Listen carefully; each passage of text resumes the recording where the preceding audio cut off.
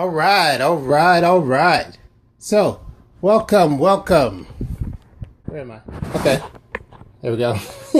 Hey, this is Lee Fuller once again, and I'm doing my Periscope for today. Just kind of getting back from lunch, so I wanted to go ahead and do my Periscope today. If you have not liked it, go ahead and like it or share it out. Let them know that the Funnel Helper is on Periscope today, and we're going to get some work in. We're going to get it done real quick. All right. So one thing we're going to talk about is how to stop wasting money on your advertising. Okay. How to stop wasting money on your advertising. So the way it works is one of the ways that people waste the most money in their marketing and their advertising is by going after the wrong target. They do not have a clear objective on who you should be advertising to, right? So I got a client of mine, and she came to me and said, hey Lee, I just got a call from a guy that wants to sell advertising. So I said, okay, where would you be advertising? She said, on the back of receipts at like a Dollar General store or something, or a gas station, different things. So on the back of receipts, she could have a coupon for her business, right? And I'm like, does your business read the back of receipts? You know, and just for it's in the childcare industry, right? So I said, no, do not do that. No, absolutely. I forbid you to buy that advertising. Why? Number one, it's on the back of receipts at gas stations and, in Dollar General stores or whatever. And that might not be the parent. That might not be the best way to find your ideal customer, right? So, but that got me thinking, man, maybe some people don't know the best way to identify their market, so they're wasting money on different things. So I'm going to talk you through a little bit on how to stop wasting money by identifying your target market, right? So many times on the funnel, many times we see that people will start with who, right? And I always recommend that you start with who. But in the marketing funnel, there's a couple areas. There's who you're talking to. There's what you're going to say. There is where you're going to advertise or market. There is what you're going to offer, or what your offer is going to be. And the sequence is how you're going to tell them about your offer and how you're going to move them through the funnel, right? So can anyone guess how many or which part of this is the most important? Because if you go to a copywriter, they'll say, hey, what you say is the most important. So we have to get the words right, what you say. Where, so your advertiser, usually those who are selling advertising in magazines or back of receipts or whatever, they're going to say where. They're going to say, hey, this is where, putting your target in this newspaper or in this newsletter is where you want to be, right? Some will say, no, it's not what you say. It's not where you say it. It's what your offer is, right? So if you have a really good offer, of course they're going to take it, right? If you give 50% off, or you give, a free coaching session or whatever, it's the offer. Say you're going to give this and a bonus and an extra and yada, yada, yada. So the offer is what makes the difference. Well, that's actually, and then if you talk to someone like me, another person that builds funnels, they may say the sequence. So it's where you place different things in the process, right? So if you offer this, and then there's the upsell, there's the downsell, there's the turnaround sale, and the mystery sale,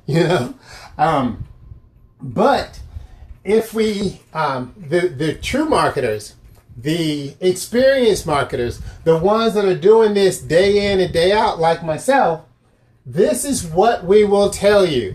All right, I'm going to give you the percentage of what each one of them should have, right? So I would say that if you combine all these together, what you say, where you say it, what the offer is, and the sequence, that's going to be about 50%. About 50% of your marketing should go into getting this part right. Well, for you mathematicians, I'm pretty sure you figure this out. Where will the rest of it? The rest of the other 50% goes to who? Who you are marketing to. I guarantee that if you get the who right, then you will, number one, it makes the rest of this stuff easier, right? It makes the rest of this process a lot better. Now, sometimes I'll talk to clients and I'll say, because I always start with the who. I know that if I can get dialed in on the target market, if we can get their target dialed in to the center, I know that we'll be able to figure out the rest of it. So sometimes I'll say, hey, who's your target market? I gotta fly through this. Hey, who's your target market? And they'll say, hey, I talk parents, people with money issues, right? And I'm like, people with money issues? That's like everybody, right? So we really have to narrow it down. Are we talking about new parents? Are we talking about millennials? There's a friend of mine that is she focuses on millennials. Are we talking about?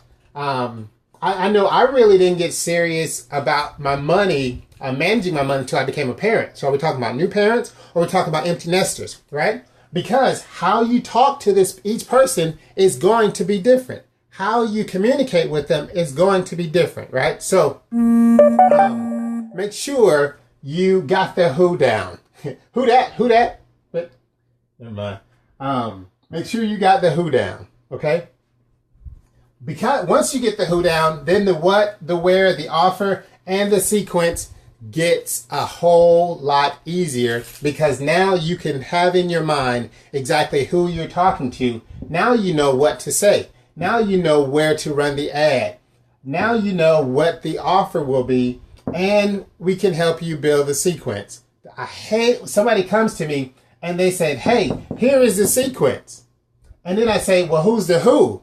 And they haven't got nailed down on the who, right? So you may say, all right, Lee, how do I figure out who my who is? Or one common response I get is, hey, I talk to a lot of different people. My market really is a large market. One of my clients, they sell, meal plans. So, well, everybody eats. So my market is everybody that eats. So I said, okay, well, let's do this. Pick one. Pick who you want to go with, right? And then I get the question, well, how do I pick? All right. So I'm going to teach you real quick a 3-step way on picking. Hopefully, there you go. I'm down here. How to pick. So 3 things you should look for when you're picking the market, because just pick it and go. I say you pick it and go. How do I pick, Lee? The first way to pick is you go by your success. All right?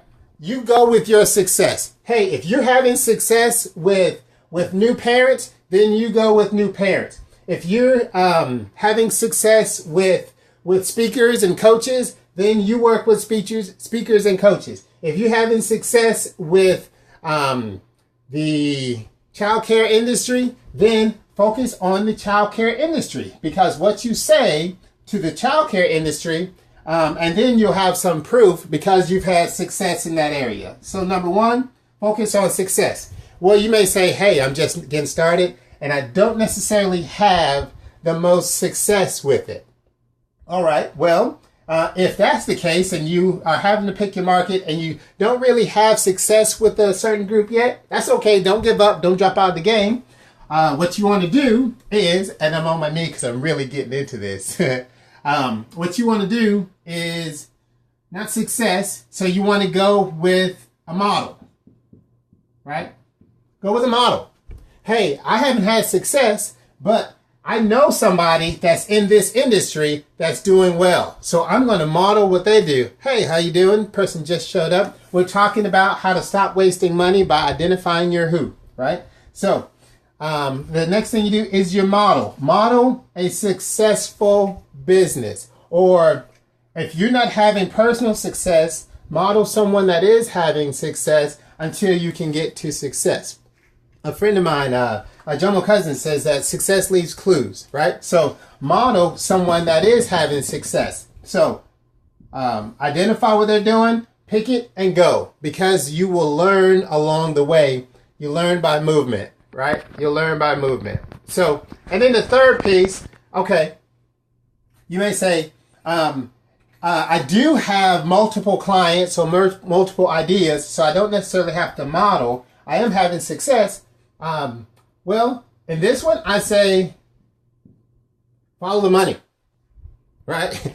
That's a pretty one. Follow the money. So if you're like, hey, who should I be marketing to? Who should I build my funnel to attract? Who should I be working toward? Or this sales funnel that I'm creating, who should it go to? Well, if you don't have success with a client that you can use, if you didn't model anybody, then go with where you make the most money, right? Because if you're making some money, then you can get good at it, or you can hire somebody to do the stuff you're not good at. All right. So those are the three things today. We talked about how to stop making money, or stop. No, we did not talk about how to stop making money. We talked about how to stop wasting money, and you stop wasting money by identifying your who and going to the right people. All right, this is Lee, aka the Funnel Helper, and I just showed you how to stop wasting money and have more effective advertising. I'll be doing a couple more scopes. I think I'm going to go a little deeper into criteria for your who in another session, but that's been enough for today, and I thank you for checking it out. Make sure to follow me on Periscope. And you can connect with me on Twitter at Fullest Extent, or you can hit me up on Facebook if you want to chat. All right, talk to you soon.